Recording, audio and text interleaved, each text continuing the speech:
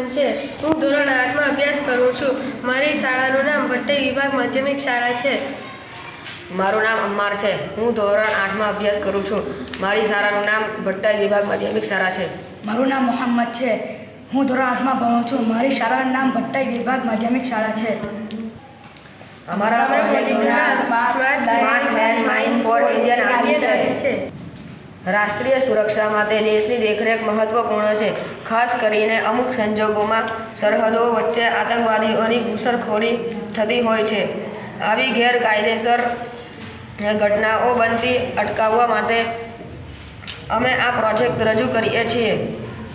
અદ્યતન અને smart technology સાથે સરહદની સુરક્ષા કરવી ખૂબ જ મહત્વપૂર્ણ બની ગઈ છે। મારો આ પ્રોજેક્ટ સરહદ પરથી આતંકવાદીઓની ઘૂસણખોરી રોકવાનો છે।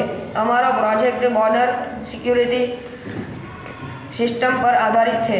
દેશની સરહદે આતંકવાદીઓને રોકવા લેન્ડમાઇન બનાવવામાં આવે છે, પરંતુ કેટલીક વાર એવું બને છે કે લેન્ડમાઇન પર આપણા દેશના જવાનોનો પગ મુકાઈ જાય છે અને તે શહીદ થઈ જાય છે। આ સમસ્યા ધ્યાનમાં લઈને અમે આ પ્રોજેક્ટ બનાવ્યો છે। અમે આ સાધનોને ઉપયોગમાં લીધા છે: push button, relay, ceiling fan connection, spring, PVC pipe, switch, LED, જોયસ્ટિક circuit, remote control circuit. કાર્ય: અમારા પ્રોજેક્ટમાં પીવીસી બોક્સની અંદર push button LED battery જોયસ્ટિક circuit fit કરવામાં આવે છે। આ સર્કિટનો રિસીવ સર્કિટ તરીકે ઉપયોગ કરવામાં આવશે। ટ્રાન્સમીટર સર્કિટ બનાવવા માટે રિમોટ કંટ્રોલ કારમાંથી રિમોટ સર્કિટનો લેવામાં આવશે। ત્યારબાદ આર્મીના બૂટ સાથે ટ્રાન્સમીટર સર્કિટ લગાવવામાં આવશે, જેને ઓન કરતા સૈનિક લેન્ડમાઇન પર પગ